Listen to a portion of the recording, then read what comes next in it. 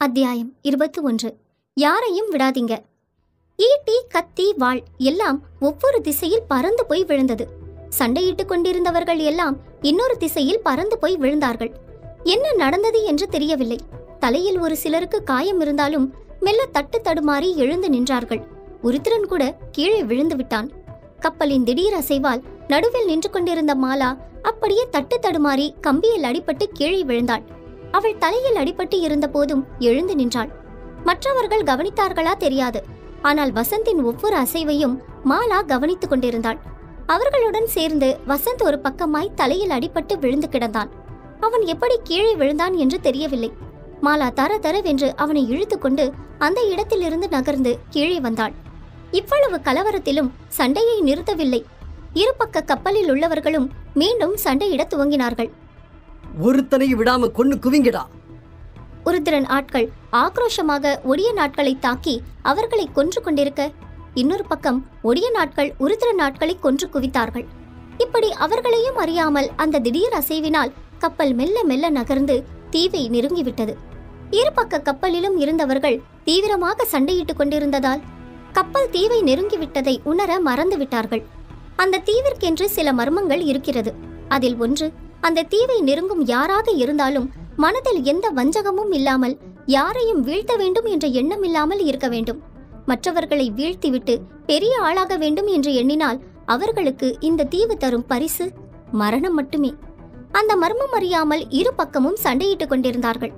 திடீரென்று அந்த தீவின் மணலிலிருந்து உயிரற்ற சில உடல்கள் பிணம் போல எழுந்து நின்றது. பார்ப்பதற்கு கொடூரமாக இருந்த அந்த உருவங்களுக்கு முகத்தில் கண், காது, மூக்கு என எந்த ஒரு உருவமும் இல்லாமல் பார்ப்பதற்கே அகோரமாய் இருந்தது. கைகளில் கத்தி, வாள் என்று அந்த கப்பலை நோக்கி வேகமாக ஓடி வந்தது அந்த உருவங்கள். இதையெல்லாம் அறியாமல் இந்த பக்கம் இரு கப்பலில் இருந்தவர்களும் சண்டையிட்டு ஒருவரை ஒருவர் கொடூரமாக தாக்கிக் கொண்டிருந்த சமயத்தில் அந்த அகோர உருவங்கள் கப்பலில் ஏறி குதித்தது. ஒரு பக்கம் ஒடியன் அவனின் ஈட்டி வித்தையின் மூலமாக ஒவ்வொருவனையும் கொன்று புதைத்தான்.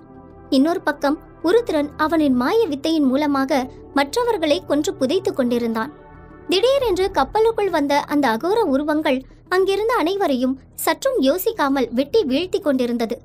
தலை, கால், கை என்று வெட்டி வீழ்த்த அந்த இடமே இரத்த களரியாக மாறியது. இந்த அகோர வடிவங்களை பார்த்து சண்டையிட்டுக் கொண்டிருந்தவர்கள் பயந்து போய் ஓட முயற்சி செய்தார்கள். ஆனால் அவர்களை விட அந்த அகோர உருவங்களுக்கு சக்தி, பலம், வேகம் என அனைத்தும் அதிகமாக இருந்ததால் அவர்களால் தப்பி ஓட முடியவில்லை. மற்றவர்களை விட ஒடியனும் அவனின் தலை சிறந்த வீரர்களும் தப்பி அந்த இடத்தை விட்டு ஓடி அந்த மணலில் குதித்து ஓடினார்கள். உருத்திரனின் ஆட்களிலும் சிலர் அந்த அகோர உருவங்களிடமிருந்து தப்பி ஓடி வந்தார்கள். மயக்கம் தெளிந்து மெல்ல எழுந்து அமர்ந்தான் வசந்த். உனக்கு ஓகே தானே? நீ நார்மலா இருக்க தானே? தலைவலிக்கிற மாதிரி இருக்கா? இல்ல வேற ஏதாவதுனா சொல்லு. ஏதோ அவன் மீது அக்கறை இருப்பது போலவே அத்தனை வேகமாக விசாரித்தாள். அதெல்லாம் அவனுக்கு பெரிதாய் தெரியவில்லை. எல்லாரும் நல்லா இருக்காங்களா? இன்னும் சண்டை போடுறாங்களா? பதட்டமாக விசாரித்தான். ஏண்டா எப்ப பார்த்தாலும் மத்தவங்கள பத்தி யோசிக்கிற? முதல்ல உன்னை பத்தி யோசிக்க பாரு. அந்த சமயம் அவர்கள் இருந்த அறையில் குதித்தது அந்த அகோர உருவம். திடீரென்று கேட்ட சத்தத்தில் மாலாவும் வசந்தும் திரும்பி பார்த்தார்கள். அந்த உருவத்தை பார்த்து பயந்து போய் அலற தொடங்கிவிட்டாள் மாலா. ஐயோ, பயமா இருக்கு, எனக்கு ரொம்ப பயமா இருக்குடா. இது என்னது? பயந்து கொண்டே பின்னாடி சென்றவள் திடீரென்று கால் வழுக்கி விழப்போனாள். அவளை தாங்கி பிடித்து கொண்டான் வசந்த். இப்பொழுதும் கூட அந்த ஒரு உருவத்தை தாக்க முயற்சி செய்யவில்லை அவன். நாம இங்கிருந்து போகலாம். மாலா, முதல்ல மேல போய் என்ன நடக்குதுன்னு பார்க்கணும். அவளின் கை பிடித்து அழைத்து செல்ல முயற்சி செய்தான். இல்ல, முடியாது. இத பார்க்கவே பயமா இருக்கு. முதல்ல இத கொல்லு, அப்பதான் நான் இங்க இருந்து வருவேன். இல்லனா அந்த இடத்தை விட்டு நான் வரவே மாட்டேன். பயந்து போய் அந்த அறையின் மூலையில் ஒன்றிக் கொண்டிருந்தாள். இங்க பாரு, தேவையில்லாம எதையும் அழிக்கணும், கொல்லணும்னு நாம நினைக்கவே கூடாது. முதல்ல இங்கிருந்து வா. முடியாது, எனக்கு பயமா இருக்கு. அது என்ன ஏதாவது பண்ணிடும். அத நீ ஏதாவது பண்ணா மட்டும் தான் நான் இங்க இருந்து வருவேன், உறுதியாக சொல்லிவிட்டாள். அந்த அகோர உருவம் வசந்தை ஏதாவது செய்து விடுமோ என்று பயந்து போய் எண்ணிக்கொண்டிருக்கும் சமயத்தில் அந்த உருவம் வசந்தினை தாண்டி நேராக மாலாவிடம்தான் சென்றது. அவனுக்கு ஆச்சரியமாக இருந்தது.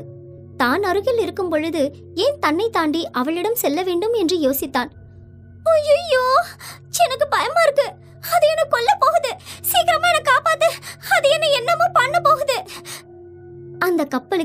கேட்கும்படி சத்தமாக கத்தினாள். அப்பொழுதுதான் வசந்துக்கு உண்மை புரிந்தது. மற்றவர்களுக்கு தீங்கு நினைக்காமல் அவர்களை எதுவும் செய்யாமல் இருப்பவர்களை இந்த அகோர உருவம் எதுவும் செய்வதில்லை. ஆனால் மற்றவர்களை கொன்று நாம் நினைத்ததை அடைய வேண்டும் என்று எண்ணும் கெட்ட நோக்கம் கொண்டவர்களைத்தான் இந்த அகோர உருவம் தாக்குகிறது என சரியாக அந்த அகோர உருவத்தின் உண்மையை அறிந்து கொண்டான். மாலா, இங்க பாரு, அதை கொல்லணும்னு நினைக்காத. நீ எப்படி நினைச்சாதான் அது உன்னை கொல்லும். நீ வா, என்கிட்ட வா, உனக்கு ஒண்ணும் ஆகாது. இல்ல, முடியாது. எனக்கு அதை பார்த்தாலே பயமா இருக்கு. அது என்ன ஏதாவது பண்ணிடும்.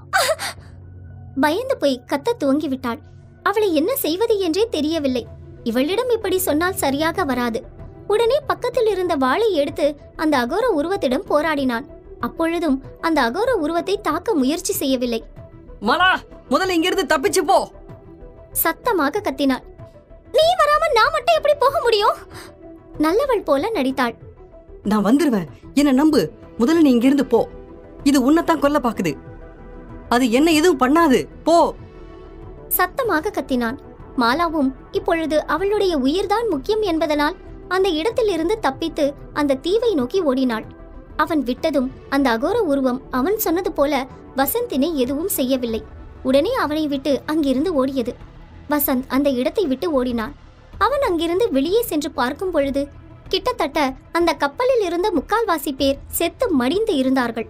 மீதம் இருந்தவர்கள் உயிர் பிழைப்பதற்காக அந்த தீவை நோக்கி ஓடிக்கொண்டிருந்தார்கள். அவர்களுக்கு புரியவில்லை, மற்றவர்களை அழிக்க வேண்டும் என எண்ணும் வரை அந்த அகோர உருவம் அவர்களை கொன்று கொண்டுதான் இருக்கும் என. ஒரு நிமிஷம், எல்லாரும் நில்லுங்க. நான் சொல்றதை கேளுங்க, எல்லாரும் நில்லுங்க.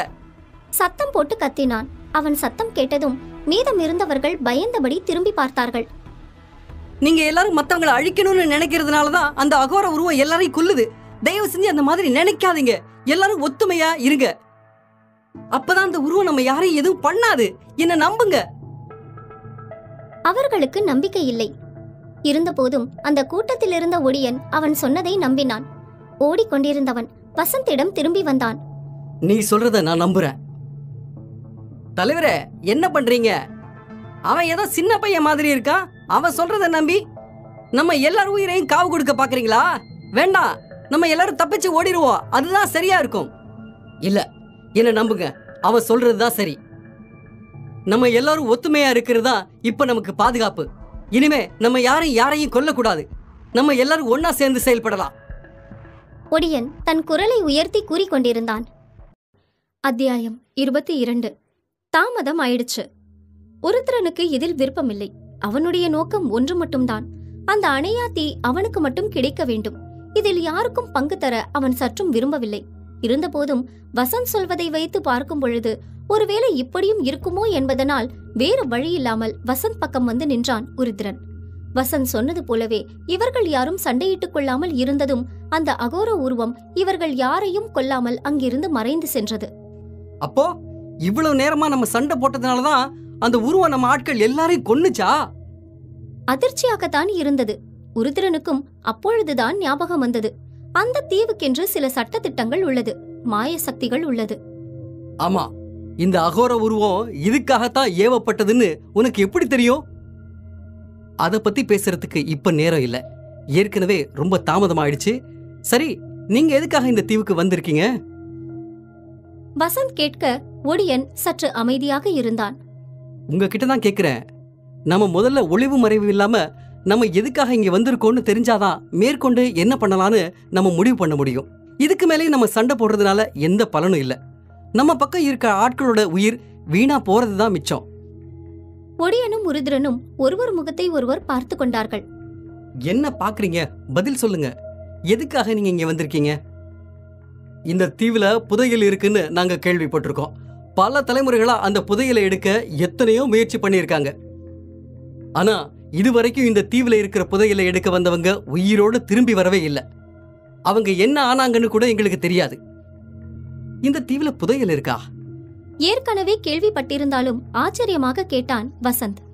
ஆமா, ஆனா அது உண்மையானு கூட இப்ப வரைக்கும் யாருக்கும் தெரியாது. ரொம்ப வருஷமா புதையல் இருக்கிறதா ஒரு பேச்சு இருக்கு. யாரோ எதுவோ சொன்னாங்கன்னு நீங்களும் இதை நம்பியா இவ்வளவு தூரம் வந்து இத்தனை உயிரை காவு கொடுத்திருக்கீங்க? உங்களுக்கு இதுல நம்பிக்கை இல்லைன்னா அப்போ நீங்க எதுக்காக இங்க வந்திருக்கீங்க?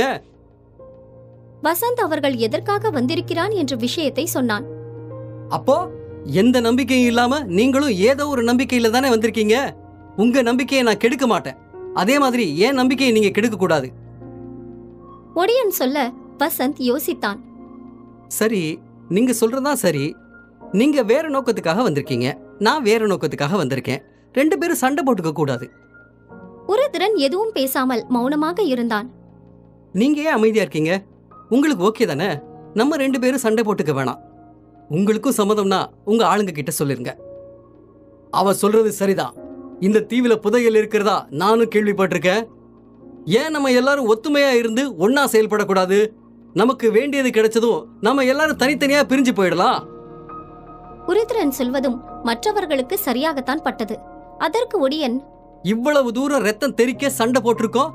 இப்ப திடீர்னு வந்து ஒத்துமையா இருந்து கடைசியில பின்னாடி குத்தக்கூடாது. எங்க ஆளுங்க யாரும் நான் சொல்லாம எதுவும் பண்ண மாட்டாங்க. என்ன நீங்க நம்பலாம். ஒடியன் கேள்விக்கு வாக்கு கொடுத்தான் உருத்திரன். மாலாவால் இன்னும் வசந்த் சண்டையிட்ட காட்சியை மறக்கவே முடியவில்லை. இத்தனை நாட்களில் அவன் வேஸ்ட் என்று எண்ணிக்கொண்டிருந்தாள். ஒரு வாளை தொடுவதற்கு கூட பயம் கொள்பவன் எப்படி இவ்வளவு பெரிய காரியத்தை செய்வான் என்று எண்ணிக்கொண்டிருந்தாள். ஆனால் அவன் வாளை எடுத்து சுழற்றிய விதமும் அவன் சண்டையிட்ட விதமும் அவளுக்கு அதிர்ச்சியை கொடுத்திருந்தது. அதே நேரம் இப்பொழுது ஒடியனோடு சமரசமானது மாலாவுக்கு சரியாக படவில்லை. எதுக்காக அவங்க நம்ம கூட வரதுக்கு சம்மதம் சொன்னீங்க? எனக்கு என்னமோ இது சரியா வரும்னு தோணல. நம்ம போற காரியம் என்னன்னு நமக்கு மட்டும்தான் தெரியும். இவங்களை கூட்டிட்டு போய் ஏதாவது பிரச்சனை வந்துருச்சுன்னா? அவளுக்கு அவர்களை அழைத்து செல்வதில் சற்றும் விருப்பமில்லை. கடைசி நொடியில் பிரச்சனை செய்து விடுவார்களோ என்று சற்று குழப்பமாக இருந்தது. உருத்திரன் இதழில் மர்ம புன்னகை வந்து போனது. எதுக்காக சிரிக்கிறீங்க? இங்க பாரு, நான் எந்த ஒரு விஷயத்தையும் காரண காரியம் இல்லாம செய்ய மாட்டேன்னு உனக்கு தெரியும் தானே? புரியுது. ஆனா நாம வந்திருக்கிறது ரொம்ப பெரிய விஷயம். இவங்களை கூட்டிட்டு போய் கடைசியில இவனுங்க நல்லவங்களா மாறி ஏதாவது பிரச்சனை பண்ணா? இங்க பாரு, நம்ம போக போற இடம் ரொம்ப மோசமான, பாதுகாப்பு இல்லாத இடம். அங்க யாருக்கு என்ன ஆகும்னு தெரியாது. என்னோட சக்தி அங்க பாதியா குறைஞ்சிடும். அப்போ என்னால கூட மத்தவங்களை எதிர்த்து நிக்க முடியாது. அதுக்காகத்தான் இவங்களை கூட்டிட்டே போறேன். ஒருவேளை அங்க நமக்கு பாதுகாப்பு இல்லைன்னு தெரிஞ்சா இவங்கள மாட்டி விட்டுட்டு நம்மால வந்துட முடியும். நினைச்சேன் நீங்க எந்த விஷயத்தையும் யோசிக்காம பண்ண மாட்டீங்கன்னு. ஆனா நீங்க இத்தனை நாளா வசந்த பத்தி சொல்லும்போது நான் நம்பவே இல்ல. அந்த வசந்துக்குள்ள இப்படி ஒரு திறமை இருக்கா? பல வருஷம் பயிற்சி எடுத்தவங்களால கூட அந்த வாழை சுழட்ட ரொம்ப கஷ்டப்படுவாங்க. ஆனா அவ்வளோ கஷ்டமான விஷயத்தை இவ்ளோ சீக்கிரம் எப்படி பண்ணா? நான் தான் சொன்னனே, உனக்கு அவனை பத்தி தெரியாது. அவனுக்குள்ள இருக்கிற திறமைய ரொம்ப சாதாரணமா ஏடப்படாத. இதையும் நீ போக போக தெரிஞ்சுப்ப. உருத்திரன் உறுதியாக கூறினான். வசந்த் அவர்களை விட்டு சற்று தள்ளி நடந்து வந்தான். முன்னே சென்று கொண்டிருந்த ஒடியன் ஏனோ வசந்தை பார்த்ததும் வசந்த் அருகே வந்து அவனுடன் சேர்ந்து நடந்தான். உன்கிட்ட ஏதோ ஒண்ணு இருக்கு, ஏன்னு தெரியல. ஆனா உன்னை பார்த்ததுமே நீ மத்தவங்கள மாதிரி இல்ல, ரொம்ப வித்தியாசமானவன்னு எனக்கு புரிஞ்சுது. ஒடியன் கூற வசந்த் சிரித்து கொண்டான். யாரு? நானா வித்தியாசமானவனா? அட நீங்க வேற. நீங்க தான் பாக்குறதுக்கு வித்தியாசமா தெரியுறீங்க. உண்மையாவே இங்க புதையல் இருக்குன்னு நீங்க நம்புறீங்களா? இது எங்களோட நம்பிக்கை. அது மட்டும் இல்ல, அந்த புதையலுக்காக மட்டுமே நான் இங்க வந்தேன்னு கேட்டா நிச்சயமா கிடையாது. இங்க ஏதோ ஒரு மர்மம் இருக்கு. இந்த புதையலை தேடி வந்தவங்க இங்க பல பேர் மாயமான முறையில காணாம போயிட்டாங்க. அவங்க எல்லாம் எப்படி காணாம போனாங்க, அவங்களுக்கு என்ன ஆச்சு, யாருக்குமே தெரியாது. அந்த மர்மத்தை கண்டுபிடிக்கணும், புதையலையே எடுக்கணும். நீங்க நல்ல நோக்கத்துக்காக அந்த புதையலை தேடி வந்திருந்தா கண்டிப்பா அந்த புதையல் உங்களுக்கு கிடைக்கும். உன்னை பார்த்தா ரொம்ப நல்லவன் மாதிரி இருக்கு, ஆனா அவன் கூட இருக்கான் பாரு, அவனை பார்த்தா எனக்கு நல்லவன் மாதிரி தெரியல. நீ அவன் கூட கொஞ்சம் கவனமா இரு. அவன் வேற நோக்கத்துக்காக உங்களை கூட்டிட்டு வந்திருக்கிற மாதிரி எனக்கு தோணுது. யாரு? அவரா? எனக்கு அப்படி தோணல. நல்லவர் மாதிரி தான் தெரியுது. அவர் என்னோட கஷ்டத்தை சரி பண்ணி வைக்கிறதுக்காகத்தான் இங்க வந்திருக்காரு. பாக்குற எல்லாரையும் நல்லவங்கன்னு நினைக்காத. உன்னை பார்த்ததும் நீ நல்லவன்னு கண்டுபிடிக்க முடிஞ்ச என்னால அவனை பார்த்து அவன் எப்படிப்பட்டவன் கண்டுபிடிக்க முடியாதா? அவன் ரொம்ப கெட்டவன்னு தோணுது. எதுக்கும் கொஞ்சம் கவனமா இரு. அவன் என்ன சொன்னாலும் அதை நம்பாத. வசந்த் கண்கள் உருத்திரன் மீது ஆழமாக பதிந்தது. ஏனோ தெரியவில்லை, ஒடியன் சொன்ன விஷயம் அவன் மனதில் ஒரு தாக்கத்தை ஏற்படுத்தியது. எப்படியோ அனைவரும் அவர்கள் வரவேண்டிய இடத்தை வந்தடைந்தார்கள். இவ்வளவு நேரம் அவர்கள் கடந்து வந்த அந்த பாதையை விட அந்த குகைதான் இன்னும் அவர்களுக்கு சவாலாக இருந்தது.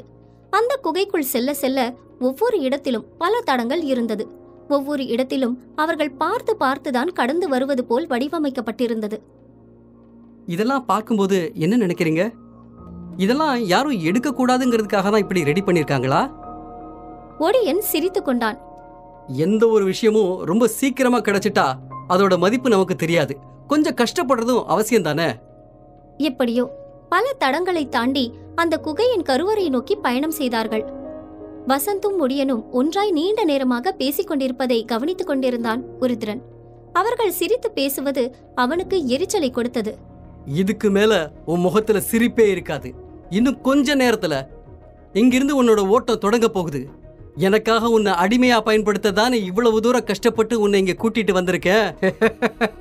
வில்லத்தனமாய் சிரித்து கொண்டான். அத்தியாயம் 23. என் மேல கோவமா? வசந்த் மாலாவிடம் இருந்து கொஞ்சம் கொஞ்சமாக விலகி கொண்டிருப்பதை மாலாவால் உணர முடிந்தது. இத்தனை நாட்களாக அவனை காதலிப்பதாக ஏமாற்றியவள் இந்த கப்பல் பயணத்தில் கொஞ்சம் கோட்டை விட்டு விட்டாள். அதை எப்படியாவது சரிகட்டியாக வேண்டும் என்று முடிவெடுத்து அவனிடம் பேச போனாள். வசந்த், சொல்லு மாலா. என் மேல கோவமா இருக்கியா? அப்படிலாம் இல்லையே. பொய் சொல்லாத. என்கிட்ட ஒழுங்காவே பேச மாட்டேங்கிற. கோவமா தானே இருக்க? அப்படியெல்லாம் இல்ல. எனக்கு கொஞ்சம் தனிமை தேவைப்பட்டுச்சு, அவ்வளவுதான். உண்மையாவே உனக்கு எதுவும் ஆயிடக்கூடாதுன்னு தான் நினைச்சேன். வசந்த் எதுவும் பேசாமல் மௌனமாக நடந்து சென்றான். நான் உன்னை ரொம்ப காதலிக்கிறேன் வசந்த். அதனாலதான் உனக்கு எதுவும் ஆயிடக்கூடாதுன்னு நினைச்சேன். ஆனா நீ என்ன தப்பா புரிஞ்சுக்கிட்ட.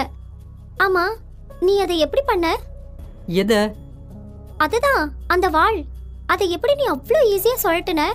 நான் கேள்விப்பட்டிருக்கேன் அவ்வளோ சீக்கிரம் அதை யாராலையும் பண்ண முடியாதுன்னு. ஆனா ஏதோ பல வருஷம் வாள் வித்தையில கை தேர்ந்தவ மாதிரி அவ்வளோ வேகமா அவ்வளோ சூப்பரா நீ வாழ சொல்லிட்டுன. அதை பார்க்கும்போது எனக்கே ஆச்சரியமா இருந்துச்சு. நான் கூட உனக்கு எதுவுமே தெரியாது, நீ ஒரு கோழன்னு நினைச்சேன். ஆனா இவ்வளோ வீரமா இருப்பேன்னு நான் நினைக்கவே இல்லை. நீ வாழ பிடிச்சிருந்த விதமே ரொம்ப பெரிய வீர மாதிரி இருந்துச்சு. இங்க பாரு மாலா, உண்மையாவே எனக்கு அதை பத்தி எல்லாம் எதுவுமே தெரியாது. இதுக்கு முன்னாடி நான் அந்த வாளை தொட்டது கூட கிடையாது. ஏதோ திடீர்னு அவங்கள காப்பாத்துறதுக்காகத்தான் நான் அந்த வாளை எடுத்தேன்.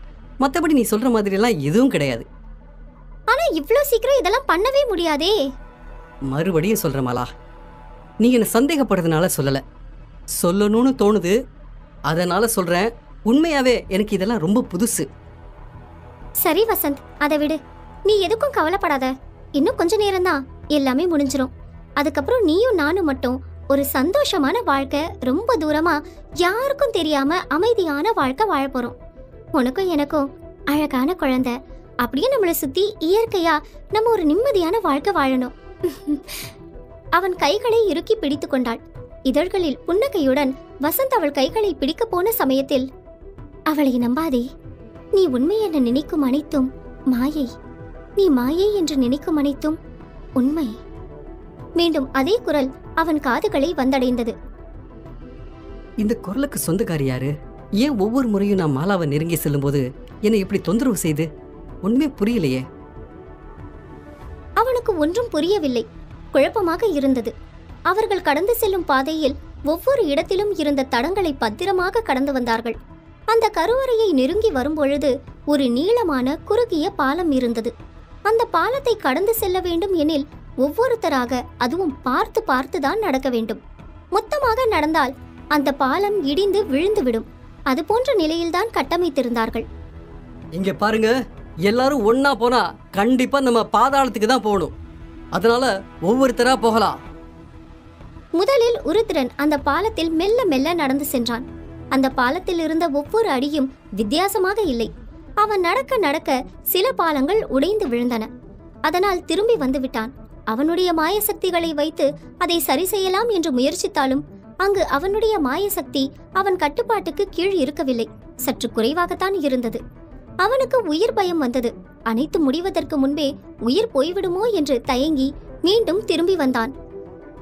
என்னாச்சு? அது நான் கொஞ்சம் கனமா இருக்கேன்ல, என்னோட எடையை தாங்குமான்னு தெரியல. அதான் யாராவது கனமில்லாத ஒருத்தங்க முதல்ல போய் இதை சரியா இருக்கான்னு பார்க்கட்டும். பின்னாடி வந்து நின்று கொண்டான். உயிர் பயம் எட்டி பார்த்தது.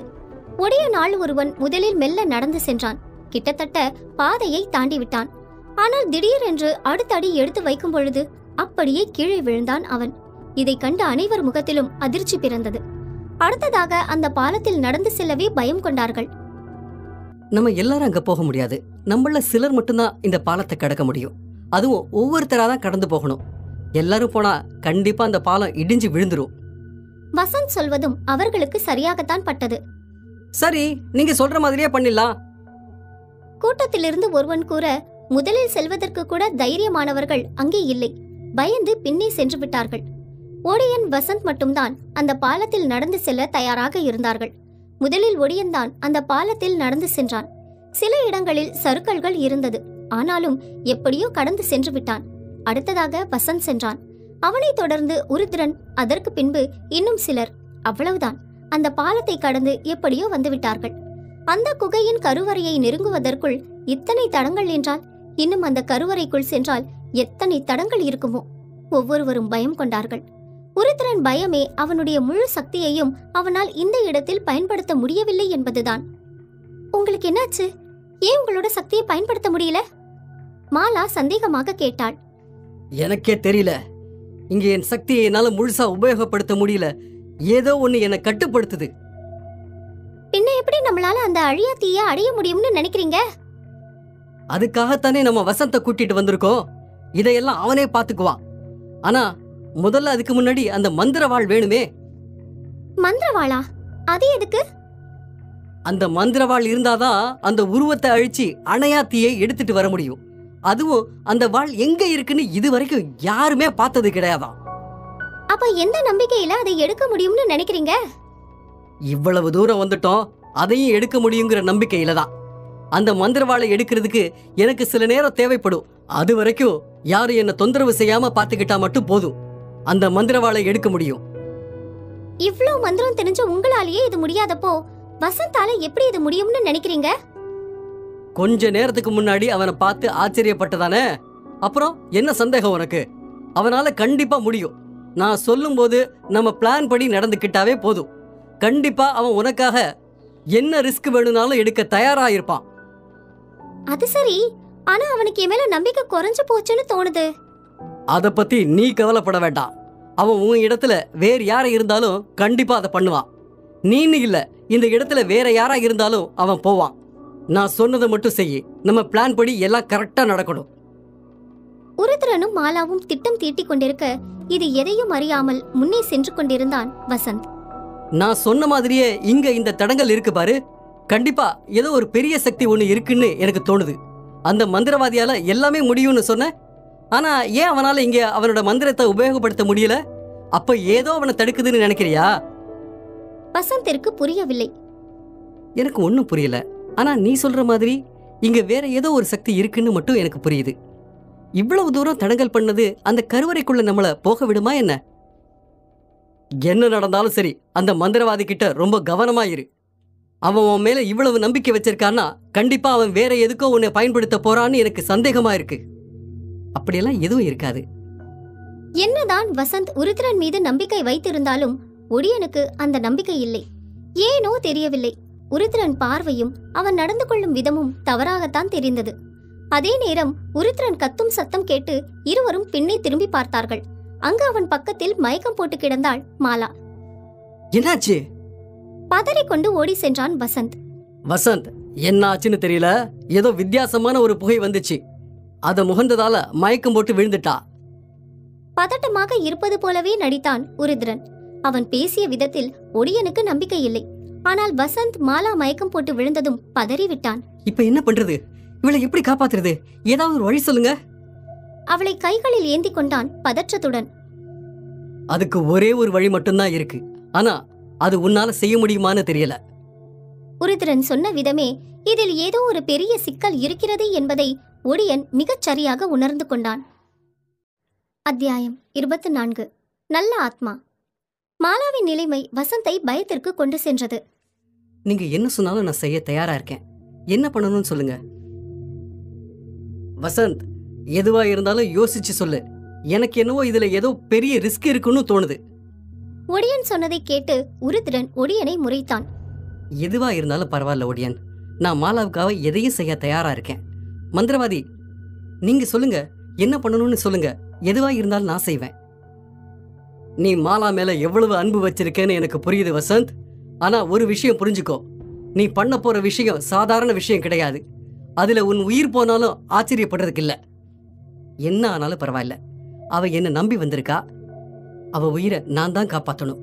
என்ன நம்பி யார் வந்திருந்தாலும், மாலா இடத்துல யார் இருந்தாலும் நான் இதைத்தான் செய்வேன். அவங்களுக்காக நான் என்ன வேணும்னாலும் பண்ணுவேன்.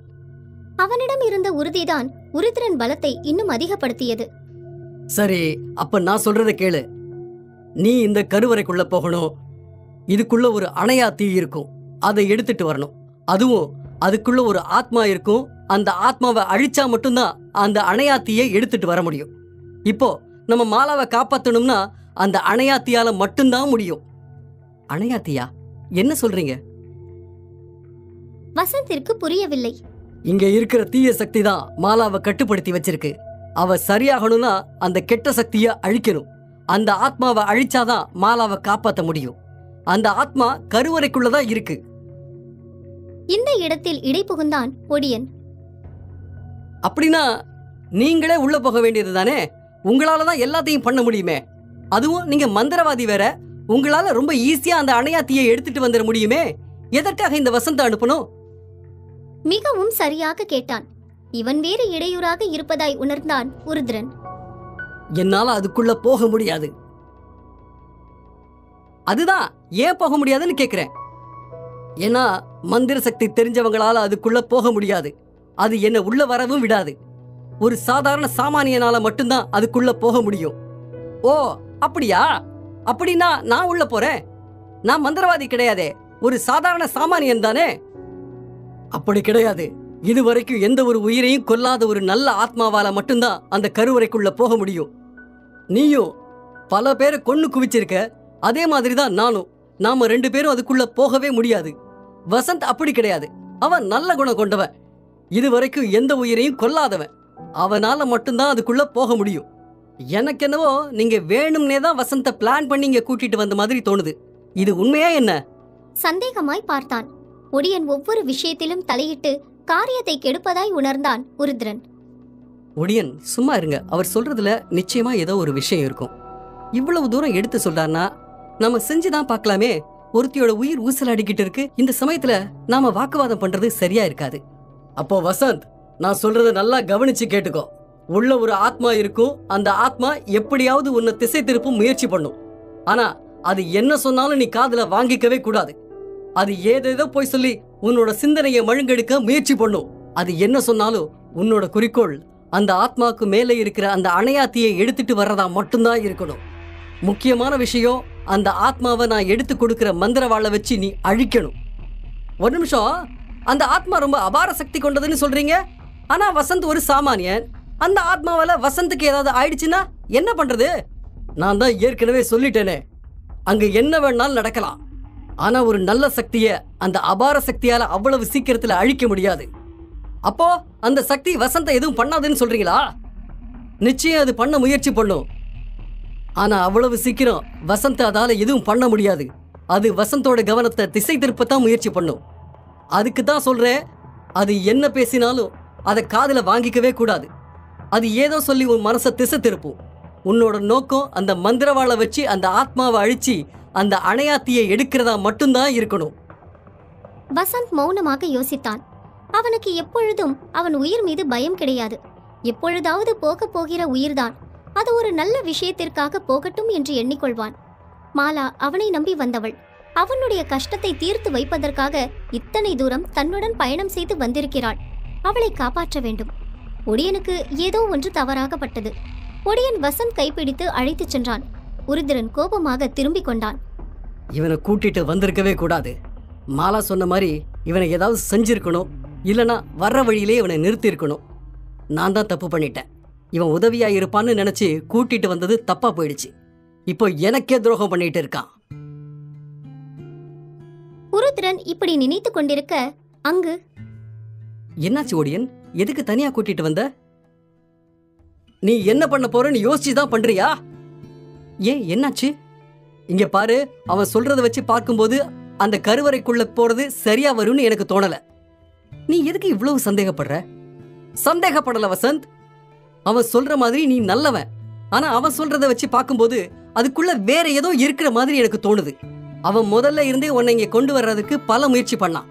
என்னால அதை உணர முடியுது. உனக்கு அது தோணலையா? அவனை பார்க்கும்போது அவன் கெட்டவன்னு என்னால புரிஞ்சுக்க முடியுது. நான் இப்பவும் சொல்றேன், உள்ள போறது சரியா வரும்னு எனக்கு தோணல. முதல்ல இருந்தே உன்கிட்ட அதைத்தான் நான் சொல்லிக்கிட்டு இருக்கேன். என்னோட நல்லதுக்காகத்தான் நீ சொல்றேன்னு எனக்கு புரியுது ஒடியா. ஆனா ஒரு விஷயத்த நீ யோசிக்கணும். என்னை நம்பி வந்தவ உயிருக்கு போராடிக்கிட்டு இருக்கா. அவளை நான் காப்பாத்தணும். அதுதான் இப்ப எனக்கு முக்கியம். ஒருவேளை உள்ள போய் உனக்கு ஏதாவது ஆயிடுச்சுன்னா என்ன பண்ணுவ? எனக்கு என்ன ஆனாலும் பரவாயில்ல. ஆனா இப்ப அவளை காப்பாத்தணும். அது மட்டும்தான் என்னோட நோக்கம். சரி, இதுக்கு மேல நான் என்ன சொன்னாலும் நீ கேட்க போறதில்ல, எனக்கு புரியுது. ஆனா ஒரு விஷயத்த மட்டும் ஞாபகம் வச்சுக்க. என்ன ஆனாலும் சரி, எப்பவுமே உன்னோட உள்மனசு என்ன சொல்லுதோ அது மட்டும்தான் சரியா இருக்கும். உனக்கு எந்த ஒரு இக்கட்டான சூழ்நிலை வந்தாலும் நீ உன்னோட மனசு என்ன சொல்லுதோ அதை மட்டும் நம்பு. அது எப்பவும் உனக்கு தீங்கு நினைக்காது. ஏனோ தெரியவில்லை, ஒடியன் மீது வசந்துக்கு நம்பிக்கை இருந்தது. அவனை பார்த்த நொடியிலிருந்தே அவன் கெட்டவன் இல்லை என்பதை புரிந்து கொள்ள முடிந்தது. இந்த பயணத்துல என்ன கிடைச்சதுன்னு எனக்கு தெரியல. ஆனா ஒரு நல்ல நண்பன் கிடைச்சிருக்கான். கண்டிப்பா நான் திரும்பி வருவேன். என்ன நம்பு. ஒடியன் வசந்தை அணைத்துக் கொண்டான். உனக்காக நானும் காத்துக்கிட்டு இருப்பேன். எப்படியோ வசந்த் தன்னுடைய பிளானுக்கு ஓகே சொன்னது உருத்திரனுக்கு சந்தோஷத்தை கொடுத்தது. இனி என்ன? எப்படியாவது அந்த மந்திரவாளை எடுக்க வேண்டும். அதற்கு பின் அந்த ஆத்மாவை அழித்து அந்த அணையாத்தியை எடுத்து வர வேண்டும்.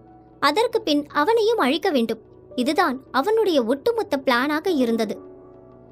பாவம் வசந்த், உன் காதலி ஆபத்துல இருக்கான்னு நினைச்சு அவளோட உயிரை காப்பாத்துறதுக்காக நீ உள்ள போக போற. ஆனா இன்னும் கொஞ்ச நேரத்துல நீ எங்க கையாலேயே துடிச்சு சாக போற. மர்ம புன்னகை சிந்திக் கொண்டான் உருத்திரன். அத்தியாயம் 25. மந்திரவாள். மாலாவிற்காக கருவறைக்குள் செல்ல சம்மதித்தவன் அடுத்து நடக்கப் போவதை பற்றி யோசித்தான். அந்த மந்திரவாள் எங்க இருக்கு? அதை நம்ம எப்படி எடுக்கிறது? அந்த மந்திரவாள் எங்க இருக்குன்னு யாருக்கும் தெரியாது. அது இங்கதான் எங்கேயோ நம்ம கண்ணுக்கு தெரியாம மறைஞ்சிருக்கு. அதை சில மந்திரங்கள் மூலமா தான் வெளியே கொண்டு வர முடியும். சரி, அப்படின்னா நீங்க அதை வெளியே கொண்டு வர முயற்சி பண்ணுங்க. அதுல இன்னொரு பிரச்சனை இருக்கு. என்ன பிரச்சனை? அந்த மந்திரத்தை சொல்றது அவ்வளவு சுலபம் இல்ல. சில கட்டுப்பாடுகள் இருக்கு. அதை நான் செய்யணும்னா இன்னும் சில நிமிஷ நேரத்துக்கு என்னை எதுவும் தொந்தரவு செய்யாம பாத்துக்கணும். ஆனா இங்க இருக்கிற சில கண்ணுக்கு தெரியாத ஆத்மா அதை எப்படியாவது தடுக்க முயற்சி பண்ணும். நீங்க தான் எந்த ஒரு ஆத்மாவும் என்னை தடுக்காம இன்னும் கொஞ்ச நேரத்துக்கு பாதுகாக்கணும். இவனே ஒரு தில்லாலங்கடி மாதிரி தெரியுது. முணுமுணுத்துக் கொண்டான் ஒடியன். அவன் முணுமுணுத்துக் கொண்டது உருத்திரனுக்கு கேட்டது. என்ன பேச முடியுமோ பேசு. இன்னும் கொஞ்ச நேரம்தான். அதுக்கப்புறம் உன்னைய போட்டு தள்ளிட்டு நாங்க இங்கிருந்து கிளம்பிடுவோம். உருத்திரன் மனதில் நினைத்துக் கொண்டான். என்னாச்சு? அமைதியா இருக்கீங்க? நான் சொன்ன மாதிரி இப்ப மந்திரத்தை சொல்ல போறேன். எனக்கு பாதுகாப்பு கொடுக்க வேண்டியது உங்களோட கடமை. யாரும், முக்கியமா எந்த ஒரு சக்தியும் என்னை இடையூறு பண்ணாம பாத்துக்கணும். வசந்தும் ஒடியனும் சரி என்பது போல் தலையாட்டினார்கள். நீங்க மந்திரத்தை தொடங்குங்க. யாரும் உங்களை தொந்தரவு செய்ய மாட்டாங்க. அதுக்கு நாங்க பொறுப்பு. மாலா மயக்க நிலையில் படுத்திருந்தாள். மாலாவை ஓரக்கண்ணால் பார்த்தவனுக்கு ஏனோ தெரியவில்லை. முன்பு போல் அவள் மீது காதல் இல்லை என்றாலும் தன்னை நம்பி வந்தவளை காக்க வேண்டும் என்ற எண்ணம் மட்டுமே இருந்தது. அவளை உனக்கு ரொம்ப பிடிக்குமா? அவ்வளவு நேசிக்கிறியா என்ன? ஒடியனை திரும்பி பார்த்தான் வசந்த். அவ மேல இப்ப எனக்கு காதல் இருக்கான்னு எனக்கே தெரியல. ஆனா எனக்காக இவ்வளவு தூரம் நம்பி வந்த ஒரு பொண்ணை காப்பாத்தணும்னு நினைக்கிறேன். அந்த பொண்ணை பார்த்தா நல்ல மாதிரி தெரியல. எனக்கு என்னவோ அந்த பொண்ணு மேலேயும் சந்தேகமா தான் இருக்கு. நீ ஏன் எல்லாரு மேலேயும் சந்தேகப்பட்டுட்டு இருக்க? எனக்கு தெரியல. நான் பார்த்ததும் ஒருத்தவங்களை கண்டுபிடிச்சிருவேன், அவங்க எப்படிப்பட்டவங்கன்னு. அதே மாதிரி தான் இவங்களை எல்லாம் பார்க்கும்போது எனக்கு நல்லவங்கன்னு தோணல. அப்போ என்ன பார்த்தா மட்டும் நல்லவன்னு தோணுதா? சிரிப்புடன் தான் கேட்டான் வசந்த். நீ நல்லவன் தான். எந்த உயிருக்கும் கெட்டது நினைக்க கூடாதுன்னு நினைக்கிற. உண்மையா நீ நல்லவன் தான். அதனாலதான் உனக்கு எதுவும் ஆகக்கூடாதுன்னு இவ்வளவு கஷ்டப்படுற. ஒருவேளை நீ தேடி வந்த புதையல் உனக்கு கிடைக்கலனா என்ன பண்ணுவ? புதையல் கிடைக்கலனா பிரச்சனை இல்லை. ஆனா என் கூட வந்தவங்கள பாதுகாப்பா கூட்டிட்டு போகணும்னு நினைக்கிறேன். நீ சொன்ன மாதிரி இதுக்கு மேலேயும் எந்த ஒரு உயிரும் இங்க போகக்கூடாது. ரொம்ப சந்தோஷம். என்னால ஒருத்தனுக்குள்ளேயாவது மாற்றத்தை கொண்டு வர முடிஞ்சுதே. இவர்கள் இருவரும் பேசிக் கொண்டிருந்த சமயத்தில் மந்திரத்தை துவங்கியிருந்தான் உருத்திரன். அவன் மந்திரத்தை தொடங்கி சில மணி துளிகளுக்கு பிறகு ஒரு சத்தம் கேட்டது. வசந்தும் ஒடியனும் திரும்பி பார்த்தார்கள். அவர்கள் முன்னே ஒரு உருவம், அதுவும் அகோரமான உருவம், சிரித்துக் கொண்டிருந்தது. அவ சொன்ன மாதிரியே ஏதோ ஒண்ணு கிளம்பி வந்துருச்சு. அந்த மந்திரவாளை எடுக்கத்தானே இங்க வந்திருக்கீங்க? உங்களால அதை எடுக்க முடியாது. இப்பவே சொல்றேன், இந்த இடத்தை விட்டு நகர்ந்து போயிடுங்க. அந்த அகோர உருவம் அவர்களை சுற்றி வட்டமிட்டது. எங்களால போக முடியாது. எங்களுக்கு அந்த மந்திரவாள் வேணும். ஒரு பொண்ணோட உயிரை காப்பாத்த இப்போ அது எங்களுக்கு அவசியம். முட்டாள்! நடந்து கொண்டிருக்கும் மாயையை உண்மை என்று நம்பி நின்று கொண்டிருக்கிறாய். அனைத்தும் மாயை என்று அறிந்தால் முட்டாளாக்கப்படுவது நீதான். டேய் வசந்த், எனக்கு என்னவோ இந்த மந்திரமாக்கான விட அந்த அவசர அகோர உருவத்தை நம்பலான்னு தோணுது. பேய்ஜி, நானும் ரொம்ப நேரமா அவன்கிட்ட இதைத்தான் சொல்லிக்கிட்டு இருக்கேன். ஆனா இவன் கேட்கிற மாதிரியே தெரியல. இங்க பாருங்க, நம்ம 2 பேரும் வேணும்னா பார்ட்னர்ஷிப் போட்டுக்கலாம். அந்த மந்திரவாதி மேல எனக்கு ரொம்ப நேரமா டவுட்டா தான் இருக்கு. நாம 2 பேரும் பார்ட்னர்ஷிப் போட்டு அவனை போட்டு தள்ளிடலாமா? அந்த அகோர உருவம் சிரித்து கொண்டது. அடடா, பேய் கூட சிரிக்குன்னு இப்பதான் கேள்விப்படுறேன். நல்லாதான் இருக்கு. நீங்க என்ன பண்ணுங்க, கொஞ்ச நேரம் இப்படியே எங்க கூட டிஸ்கஸ் பண்ணிக்கிட்டு இருங்க. அவர் அதுக்குள்ள மந்திரத்தை போட்டு முடிச்சிருவாரு. யாருக்கும் பிரச்சனை இல்லாம சுமூகமா முடிஞ்சிடும். பேச்சுவார்த்தை நடத்தி கொண்டிருந்தான் பேயிடம். இவ்வளவு பொறுமையாக எடுத்து சொல்லிக் கொண்டிருக்கிறேன், என் பேச்சை கேட்க மறுக்கிறீர்கள். இது உங்களுக்குத்தான் பிரச்சனையாக வந்து முடியும். அந்த அகோர உருவம் அவர்களை எச்சரித்தது. அதைத்தான் நானும் சொல்றேன். நீங்களே கொஞ்சம் பொறுமையா எடுத்து சொல்லுங்க. உட்கார்ந்து விட்டான் ஒடியன். ஐயோ என தலையில் அடித்துக் கொண்டான் வசந்த். ஏன் இப்படி பண்ற? பின்ன நான் சொன்னதை கேட்க மாட்டேங்கிற. அங்க பாரு, அந்த அகோர உருவம் கூட அதைத்தான் சொல்லுது. நானும் அதைத்தான் சொல்றேன். அந்த மந்திரவாதியை நம்பாத. இருவரும் பேச்சுவார்த்தை நடத்தி கொண்டிருந்ததை பார்த்து அந்த உருவமும் டயர்டாகிவிட்டது. இப்படி சொன்னால் நீங்கள் கேட்க மாட்டீர்கள். அந்த உருவம் ஏதோ சைகை செய்தது. உடனே அந்த மாய உருவத்தை போல இன்னும் சில உருவங்கள் அங்கும் இங்கும் இருந்து எழுந்து வந்தது. இதென்ன இத்தனை எந்திரிச்சு வருது? ஜாலியா தூங்கிட்டு இருந்த வேதாளத்தை நான் தான் பேசியே எழுப்பி விட்டேன் போலயே. இருவரும் ஒன்றாக இணைந்து நின்று கொண்டார்கள். அந்த அகோர உருவங்கள் பெரிதாய் மாறியது. ஏற்கனவே பெருசாதான் இருக்கு. இதுல இன்னும் வேற வளர்ந்துகிட்டு போனா எப்படி எங்களால சமாளிக்க முடியும்? கொஞ்சம் கருணை காட்டக்கூடாதா? அவர்களிடம் பேச்சுவார்த்தை நடத்தியபடி அப்படியே பக்கத்தில் இருந்த ஈட்டியை எடுத்தான். என்ன பண்ணிட்டு இருக்க? பேய்கிட்ட பேச்சுவார்த்தையா? அது பாட்டுக்கு ஒண்ணுதான் இருந்துச்சு. ஆனா நீ தான் பேசி பேசி அது சொந்த பந்தத்தை எல்லாம் வர வச்சுட்ட. அவனும் பக்கத்தில் கொண்டு வந்திருந்த அந்த வாளை எடுத்தான். நான் என்ன பண்ணுவேன்? பேசி பேசி ஆட்சியை பிடிச்சவனுங்க நம்ம ஆளுங்க. அதனால சுமூகமா பேச்சுவார்த்தை வச்சுக்கலாம்னு நினைச்சேன். இது வேற்று உலக பேய் போல இருக்கு. சண்டை போடணும்னு அடம் பிடிக்குது. ஒன்றாய் இணைந்து நின்று கொண்டவர்களை சுற்றி வளைத்தது அந்த உருவங்கள். சமாளிக்க முடியும்னு நினைக்கிறியா? உனக்கு பயமா இருக்கா என்ன? வசந்த் சிரித்துக் கொண்டான். உன்னை போல ஒருத்தனை இதுக்கு முன்னாடி நான் சந்திச்சதே இல்ல. இருவரும் அந்த உருவங்களுடன் சண்டையிட துவங்கினார்கள். இருவரும் நல்ல வீரர்கள்தான். முடிந்தவரை சுற்றி சுற்றி சண்டை செய்தார்கள். வசந்த் அந்த வாளை சுழற்றும் விதம் கண்டு மெச்சிக்கொண்டான் ஒடியன். வாழ்வித்தையை எந்த ஆசானிட்ட கத்துக்கிட்ட? சண்டையிட்டு இரு உருவங்களை அழித்தபடி கேட்டான். வசந்த் ஒடியனை திரும்பி பார்த்தான். இதுக்கு முன்னாடி நான் வாழ தொட்டது கூட கிடையாது. ஒடியனுக்கு ஆச்சரியமாக இருந்தது. பின் எப்படி இதை போல பயன்படுத்த முடிந்தது என்று நினைத்து கொண்டான். எப்படியோ இருவரும் சேர்ந்து அந்த உருவங்களை எல்லாம் அழித்து வியர்வை வடிய சோர்வுடன் நிமிர்ந்து நின்றார்கள். ஒரு நொடி கூட அவர்கள் சந்தோஷம் தாக்கு பிடிக்கவில்லை. அதற்குள் அந்த அழிந்த உருவங்கள் அனைத்தும் மீண்டும் உருவெடுக்க ஆரம்பித்தது. அத்தியாயம் 26. உனக்கு எதுவும் ஆகாது. போச்சு, நம்ம கதை அம்புட்டுதான். இருவரும் பின்னே நகரும் வேளை உருத்திரன் செய்த மந்திரத்தில் இத்தனை வருடம் மறைந்திருந்த அந்த மந்திரவாள் மின்னிக்கொண்டு அவர்களை விட்டு சற்று தள்ளி ஜொலித்தது. திடீரென்று அவர்கள் இருந்த இடத்தை விட்டு ஒரு ஒளி மின்னிக் கொண்டிருந்ததை கவனித்தார்கள் இருவரும். என்ன இது? எனக்கு தெரியலையே. அதை பார்க்க கூட முடியவில்லை இருவருக்கும். கண்கள் கூசியது. வசந்த் கண்களை குறுக்கி சற்று உற்று பார்த்தான். அதுதான் அந்த மந்திரவாள் போல. ஒடியனும் இப்பொழுது உற்று கவனித்தான். உண்மைதான். பரவாயில்ல, இவருக்குள்ளேயும் கொஞ்சம் திறமை இருக்கத்தான் செய்யுது. எனக்கு தெரிஞ்சு அந்த மந்திரவாள் வச்சுதான் இந்த அகோர உருவங்களை எல்லாம் அழிக்க முடியும்னு தோணுது. சரியாகத்தான் சொன்னான். அந்த கருவறைக்குள் யாரும் சென்றுவிடக் கூடாது என்ற காரணத்தினால்தான் அந்த அகோர உருவங்கள் உருவாக்கப்பட்டுள்ளன. அந்த அகோர உருவங்களை அழிக்க அத்தனை எளிதில் முடியாது. அந்த மந்திரவாள் உதவியுடன் தான் அதையெல்லாம் அழிக்க முடியும். இல்லை என்றால் அந்த உருவங்கள் மீண்டும் மீண்டும் வந்து கொண்டேதான் இருக்கும். சரி, ஆனா அந்த மந்திரவாள் மேல இருக்கு. இந்த உருவத்தை எல்லாம் தாண்டி எப்படி அங்க போக முடியும்? அவனுக்கு புரியவில்லை. இரு, நான் முயற்சி பண்ணி பார்க்கறேன். நான் அந்த வாளை எடுக்க முயற்சி பண்றேன். அவனும் சொன்னபடி அந்த அகோர உருவங்களை தாண்டி எப்படியோ கடினப்பட்டு அந்த வாள் அருகே நெருங்கிவிட்டான். அந்த அகோர உருவங்கள் அவனை நெருங்க விடாதபடி வசந்த் அவர்கள் கவனத்தை எல்லாம் திசை திருப்பிக் கொண்டிருந்தான். கிட்டத்தட்ட ஒடியன் அந்த வாளை நெருங்கி அதை அவன் கைகளில் எடுக்க போன சமயத்தில் அந்த வாளில் இருந்து வந்த ஒரு சக்தி அப்படியே அவனை தூக்கி அடித்தது. அவன் பக்கத்தில் இருந்த பாறையில் பட்டு கீழே விழுந்தான். ஒடியன், என்னாச்சு? அடிபட்டுருச்சா? அட பாவி, பறந்து போய் விழுகிற அடிபட்டுருச்சான்னு கேக்குற? பின்ன சுகமாவா இருக்கும்? நான் தான் தப்பு பண்ணிட்டேன். அப்பவே ஒதுங்கி போயிருக்கணும். அந்த பாழா போன மந்திரவாதி பேச்சை கேட்டுட்டு வந்ததுக்கு இப்படி பறந்து பறந்து அடி வாங்க வைக்கிறீங்க. அங்கும் இங்கும் உருண்டான். பலத்த காயமோ? வேண்டாம், அமைதியாயிரு. நானே நொந்து போயிருக்கேன். எனக்கு இன்னும் கல்யாணம் கூட ஆகல. நான் கேட்டதுக்கு இது பதில் இல்லையே. வசந்தையும் அந்த உருவம் அடித்து தூக்கி வீசியது.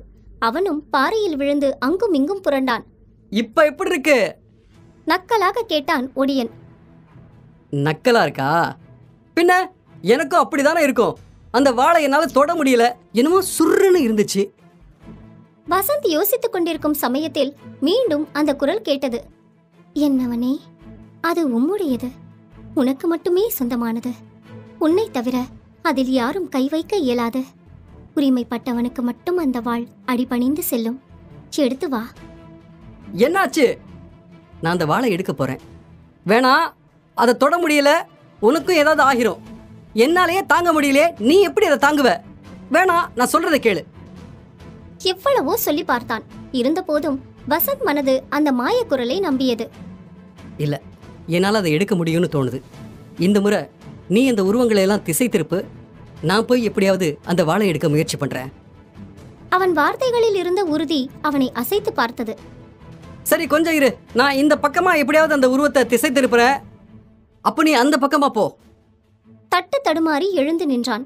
ஒடியன் இந்த பக்கம் எழுந்து ஓடும்போது அந்த உருவங்கள் அவனை தேடிச் சென்றது. இப்ப போடா! சத்தம் போட்டு கத்தினான். சரி என்பதனை போல இப்பொழுது அந்த வாளை நோக்கி ஓடினான் வசந்த். ஒடியனை அந்த உருவங்கள் புரட்டி எடுத்தது. அவனும் முடிந்தவரை சமாளித்துக் கொண்டிருந்தான். வசந்த் சரியாக அந்த வாளை எடுக்க போன சமயத்தில் அவன் காலை பிடித்து கொண்டது இன்னொரு உருவம். உருத்திரன் மந்திரம் செய்து கொண்டே இருக்க வேண்டும். இல்லையென்றால் அந்த வாள் மறைந்துவிடும். டேய், என்னடா பண்ணிக்கிட்டு இருக்க? இங்க என்னை போட்டு புரட்டி எடுக்குதுங்க. நீ என்னன்னா அங்க படுத்து பேய் கூட என்னடா பண்ணிக்கிட்டு இருக்க? அவனும் எவ்வளவு நேரம்தான் சமாளிப்பான்? அது என்னோட காலை பிடிச்சிருச்சு. அவனும் கத்தினான். ஒடியன் கண்களில் சற்று தொலைவில் அவனுடைய அந்த ஈட்டி இருப்பது பட்டது. அவனையும் அந்த உருவங்கள் புரட்டி எடுத்தது. இருந்த போதும் எப்படியோ முயற்சி செய்து அந்த ஈட்டியை எடுத்தவன் அப்படியே அந்த ஈட்டியை எடுத்து இங்கிருந்து குறிவைத்து எறிந்தான். அது அந்த உருவத்தின் மீது பட்டு அவன் கால்களை விட்டுவிட்டது. இப்ப எடுடா! கத்தினான். வசந்த் அப்படியே கல்லில் கால் வைத்து இன்னொரு காலை பாறை மீது வைத்து ஒரு ஜம்ப் செய்து அந்த வாளை தொட்டான். அவனுக்கு எதுவும் ஆகிவிடுமோ என்று ஒடியன் பயந்தான். ஆனால் அவன் கைப்பட்டதும் அப்படியே அந்த வாள் அவன் கைகளில் வந்து சேர்ந்தது. ஒடியன் கண்களில் அதிர்ச்சி. எப்படி அவனால் மட்டும் அந்த வாளை எடுக்க முடிந்தது? அந்த வாள் அவனை எதுவும் செய்யவில்லையே என்று நினைத்தான். அந்த வாளை எடுத்து வீரமுடன் சுழற்றி அப்படியே நடந்து வந்தவன் அங்கிருந்த மொத்த உருவங்களையும் அழித்தான். அந்த மொத்த உருவம் அழிந்து போனதும் அந்த கருவறை கதவு தானாக திறந்தது. உருத்திரன் கண்களில் ஒருவித ஆர்வம் எட்டி பார்த்தது. சீக்கிரம் போ, அந்த அணையாத்தியை எடுத்துட்டு வா. விசித்திரமாக நடந்து கொண்டான். அவன் பேசும் விதம் இருவருக்கும் சந்தேகத்தை கொடுத்தது. இதுக்கு மேலேயே ஏன் தாமதம்? நான் சொல்றத கேளு. சீக்கிரம் போய் அந்த அணையாத்தியை நீ எடுத்துட்டு வந்து என்கிட்ட கொடுத்தாதானே என்னால மாலாவை காப்பாற்ற முடியும். அதனாலதான் சொல்றேன். வசந்த் மாலாவை பார்த்தான். மாலா, உனக்கு எதுவும் ஆகாது, கவலைப்படாத. நான் இப்படி உன்னை காப்பாத்திடுவேன். அந்த கருவறைக்குள் செல்லும் முன் ஒடியன் மீண்டும் அவனை தனியே அழைத்துச் சென்றான். வசந்த், அந்த மந்திரவாதி நடவடிக்கை எனக்கு எதுவுமே சரியா படல. மறுபடியும் சொல்றேன், உள்ள என்ன நடந்தாலும் சரி, உன் மனசு என்ன சொல்லுதோ அதை மட்டும் செய். அது நிச்சயம் உனக்கு உதவி செய்யும். இதுவரைக்கும் நான் பார்த்த மானிட பிறவியிலேயே நீ ரொம்ப வித்தியாசமானவ, ரொம்ப ரொம்ப நல்லவ. உன்னை போல ஒரு நல்ல நண்பனை நான் இழக்க கூடாதுன்னு நினைக்கிறேன். உனக்காக நான் காத்துக்கிட்டு இருப்பேன். அதை மட்டும் மனசுல வச்சுக்கோ. வசந்தை இறுக்கி அணைத்துக் கொண்டான் ஒடியன். என் மேல உண்மையான அன்போட எந்தவித எதிர்பார்ப்பும் இல்லாம அக்கறை வச்சிருக்கிற நண்பன் கிடைக்க நான் கொடுத்து வச்சிருக்கணும். கவலைப்படாத, நான் கண்டிப்பா திரும்பி வருவேன் நண்பா.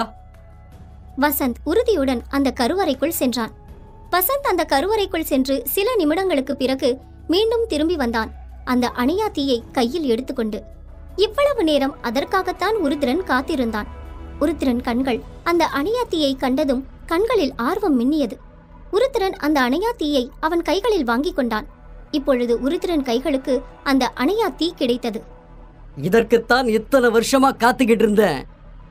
அந்த இடமே அதிரும்படி கத்தியவன் இவ்வளவு நேரம் இருந்த அந்த மனித ரூபத்திலிருந்து அப்படியே அவனின் பழைய 7 அடி கொடூரமான அவனின் அகோர உருவத்திற்கு மாறினான். அவனின் 4 கைகளும் 3 கண்களுமான அவனின் கொடூர உருவம் கண்டு அதிர்ச்சியுடன் அப்படியே ஒடியனும் வசந்தும் 2 அடி பின்னால் நகர்ந்து நின்றார்கள். அணையா தீ கைக்கு வந்ததும் நடித்துக் கொண்டிருந்த மாலா அப்படியே எழுந்து நின்றாள். இது இன்னும் இருவருக்கும் அதிர்ச்சியை தந்தது. நடப்பது புரியாமல் உறைந்து போய் நின்று கொண்டிருந்தார்கள். அத்தியாயம் 27. துரோகம். என்ன நடக்கிறது என்று புரியாமல் இருவரும் அதிர்ச்சியுடன் திடீரென்று எழுந்து நிற்கும் மாலாவை கவனித்தார்கள். மாலா, நீ எப்படி எழுந்த? அப்ப இவ்வளவு நேரம் நீ நடிச்சியா? மாலா பதில் எதுவும் சொல்லாமல் அமைதியாக அப்படியே உருத்திரன் பக்கத்தில் சென்று நின்றாள். என்ன மாலா, நான் கேட்டுட்டே இருக்கேன், நீ பாட்டுக்கு பதில் எதுவும் சொல்லாம போற? உண்மையை சொல்லு, அப்ப இவ்வளவு நேரம் என்கிட்ட நீ நடிச்சியா? உருத்திரன் சிரித்தான். என்ன மாலா, உன்னோட நாடக காதலன் கேக்குறான், எதுக்கு அமைதியா இருக்க? என்னது நாடக காதலனா? அவன் கண்கள் அவள் மீது அழுத்தமாய் படிந்தது. வசந்த், நான் தான் இவ்வளவு நேரமா உன்கிட்ட சொன்னேனே, இங்க என்னவோ தப்பா இருக்கு, அவன் மேல எனக்கு நம்பிக்கை இல்லைன்னு. இவங்க எல்லாரும் என்னவோ பிளான் பண்ணி தான் திட்டம் போட்டு வர வச்சிருக்காங்க. உருத்திரன் மீண்டும் கர்ஜனையாக சிரித்துக் கொண்டான். என்னவா, எதுக்கு இப்ப அவன் சிரிக்கிறான்? ஹஸ்கி வாய்ஸில் கேட்டான் ஒடியன். என்ன நினைச்ச? உனக்கு உதவி பண்ணவா இவ்வளவு தூரம் கஷ்டப்பட்டு இத்தனை தடங்களை தாண்டி கூட்டிட்டு வந்தேன்னு நினைக்கிற? முட்டாள், உனக்காக நான் வரல, எனக்காக தான் நீ வந்திருக்க. நான் வர வச்சிருக்கேன். மாலா உன்னோட காதலி கிடையாது. பின்ன உன்னோட காதலியா? பார்த்தா அப்படிதான் தெரியுது. 2 பேருக்கும் பொருத்தம் ரொம்ப அம்சமா தான் இருக்கு. இன்னும் 2 கால் அவளுக்கு இருந்தா அவளும் குட்டி சூனியக்காரி மாதிரி தான் இருப்பா. 10 பொருத்தமும் பொருந்தி இருக்கும். கலவரத்தில் ஒடியன் வேறு காமெடி பண்ணி கொண்டிருந்தான். உருத்திரன் திரும்பி ஒடியனை முறைத்தான். உன்னை கவனிச்சுக்கிட்டு தான் இருக்கேன். இருவரையும் அவனுடைய மாய வித்தை மூலமாக கட்டி போட்டான். உன் வாயிருக்கே. ஒடியனை திரும்பி பார்த்தான். விடு, பிறந்ததுலேருந்து அப்படிதான். மந்திரவாதி, எப்படி எங்க 2 பேரையும் கொல்லதான் போறீங்க? அதுக்கு முன்னாடி ஏன் இதெல்லாம் பண்ணீங்கன்னு சொல்லுங்க, உண்மையை தெரிஞ்சுக்கலாம். மலா, இங்க என்ன நடக்குது? என்ன இதெல்லாம்? இதுல நீ உடந்தையா? என்னதான் நடக்குது? ஆமா, நான் இவரோட ஆளுதான். அதுதான் உன்னை பார்த்தாலே தெரியுதே, குட்டி சூனியக்காரி மாதிரி இருக்க. அவளை கிண்டல் செய்தான். மாலா திரும்பி அவனை முறைத்தாள். உன்னோட வாயால தான் இப்ப நீ சாக போற. செத்தாலும் ஆவியா வந்து உன்னை கொன்னுட வேண்டி சூனியக்காரி. ஒடியன், கொஞ்சம் அமைதியாரு. நீ சொல்லு மாலா, என்னதான் நடக்குது? அப்ப இவ்வளவு நாள் என்ன லவ் பண்ண மாதிரி நடிச்சியா? ஆமா, எல்லாமே நாடகம்தான். ஓஹோ, எதுக்கு? எல்லாமே என்னோட திட்டத்துக்கு உன்னை பயன்படுத்ததான். இதத்தான் இவங்கிட்ட முன்னாடி இருந்து சொல்லிக்கிட்டே இருக்க. முணுமுணுத்துக் கொண்டான் ஒடியன். இதுக்கே என்ன ஏமாத்தணும்? ஏன்னா நீதான் நித்திலாவின் முன்ஜென்ம காதலன். அவ உன் மேலதான் உயிரையே வச்சிருந்தா. உன்னால மட்டும்தான் அந்த அணையாத்தியை எடுக்க முடியும். அதனாலதான். டைனோசரையா? உருத்திரன் திரும்பி பார்த்தான். எனக்கு ஒரு சந்தேகம். எதுக்கு அந்த அணையாத்தி உங்களுக்கு இப்ப வேணும்? அப்படி அதால உங்களுக்கு என்னதான் கிடைக்க போகுது? அதுக்காக ஏன் இவ்வளவு தூரம் பிளான் பண்ணி சம்பந்தமே இல்லாம என்ன வேற கூட தூக்கிட்டு வந்து உட்கார வச்சிருக்க? உருத்திரன் மீண்டும் கர்ஜனையாக சிரித்துக் கொண்டான். இப்ப என்னத்துக்கு இவன் கேள்வி கேட்டா பதில் சொல்லாம சிரிக்கிறான்? இந்த அணையாத்திய அடையத்தான் பல வருஷமா போராடிக்கிட்டு இருக்கேன். நான் ரொம்ப வருஷமா பூஜை பண்ணி பல உசுர காவு கொடுத்து கடைசியா இப்பதான் இந்த அணையாத்தி இருக்கிற இடத்த கண்டுபிடிச்சிருக்கேன். இந்த அணையாத்தியோட சக்தி சாதாரண கிடையாது. இது மூலமா சாகா வரம் கிடைக்கும். எனக்கு சாகா வரம் கிடைக்க போகுது. அதை எப்படி எடுக்கிறதுன்னு யோசிச்சப்போதான் எங்களுக்கு அந்த அணையாத்திய பாதுகாக்கிற நித்திலாவை பத்தி தெரிஞ்சது. ஆனா அத்தனை சீக்கிரம் உள்ள போய் அதை எடுக்க முடியாது. அதுக்கு என்ன பண்ணலாம்னு யோசிக்கும் போதுதான் அவளோட பூர்வ ஜென்ம காதல உன்னை கண்டுபிடிச்சோம். உன்கிட்ட வந்து இந்த மாதிரி எங்களுக்கு ஒரு சக்தி வேணும், அதை உன்னால மட்டும் தான் எடுக்க முடியும், ஆனா அதை எடுக்க போன யாரும் இது வரைக்கும் உயிரோட திரும்பினது இல்லைன்னு சொல்லியிருந்தா எங்க கூட வந்திருப்பியா என்ன? கண்டிப்பா வந்திருக்கவே மாட்டான். அவனுக்கு முன் முந்திக் கொண்டு சொன்னான் ஒடியன். ஏன் இப்படி? ஸ்லோ மோஷனில் திரும்பி பார்த்தான். பின்ன உன்னோட உசுருக்கு ஆப்புன்னா வந்திருப்பியா? எதுவா இருந்தாலும் நியாயமா பேசணும். வந்திருக்க மாட்டேன் தானே? அதனாலதான் அவங்க பக்காவா பிளான் போட்டு தூக்கிட்டு வந்துட்டாங்க. இங்க பாருமா, இந்த பையனுக்கும் எனக்கும் எந்த சம்மந்தமும் இல்ல. இவனை என்னவோ பண்ணிக்கங்க. ஆனா எனக்கு நேரம் ஆயிடுச்சு. இப்ப கிளம்புனாதான் பொழுது சாயறதுக்குள்ள எங்க தீவுக்கு போக முடியும். அதனால நீ என்ன பண்ணு, இந்த பையனை கட்டி போட்டு என்ன மட்டும் அவுத்து விடு. நைஸாக பேசி பார்த்தான். நீ எங்கேயுமே போக முடியாது. அவன் கூடவே சேர்ந்து இன்னைக்கு உனக்கும் சமாதி கட்ட போறோம். வசந்த் சிரித்து கொண்டான். இப்ப அவ என்ன காமெடி சொல்லிட்டான்னு பல்ல காட்டுற. நீ என்ன ட்ரை பண்ற? அப்போ அந்த அகோர உருவத்துக்கிட்ட பண்ண மாதிரி பேசி பேசி கவுத்துடலான்னு நினைச்சேன். பேய விட இவ பெரிய பாவியா இருப்பா போல இருக்கே. அந்த அகோரிய கூட ஏமாத்திரலாம் போல. ஆனா இவளை ஏமாத்த முடியல. மூச்சு வாங்கி கொண்டான். அப்போ அதுக்காகத்தான் என்ன தேடி வந்து என் கூட பழகினியாடி?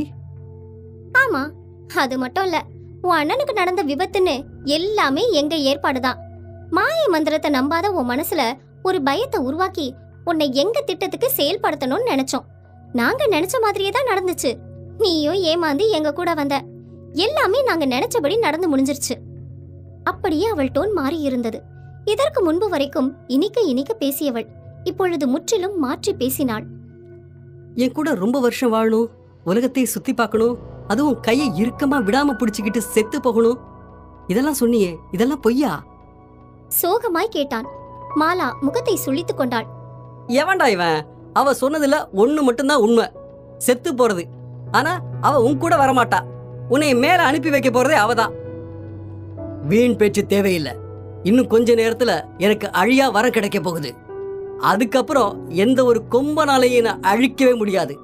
அந்த கடவுளே என் காலுக்கு கீழே. ஆணவத்தில் பேசினான் உருத்ரன். டேய், ஆணவத்துல மட்டும் ஆடாத. இந்த உலகத்துல கெட்டவன் நினைச்சதெல்லாம் நடந்துட்டா எப்பவோ இந்த உலகம் அழிஞ்சு போயிருக்கும். அந்த மாதிரி உனக்கும் அழிவு நெருங்கி வருதுடா. கத்தினான் ஒடியன். முதல்ல இருந்து நீதான் எனக்கு ரொம்ப தொந்தரவா இருக்க. முதல்ல உன்னதான் கொல்லுவேன். 2 பேரும் துடிச்சு சாக போறீங்க. எனக்கு சாவே கிடையாது. உடனே உருத்ரன் சில மந்திரங்களை உச்சரிக்க துவங்கினான். இருவரை சுற்றியும் ஒரு தீயாலான வட்டம் உண்டானது.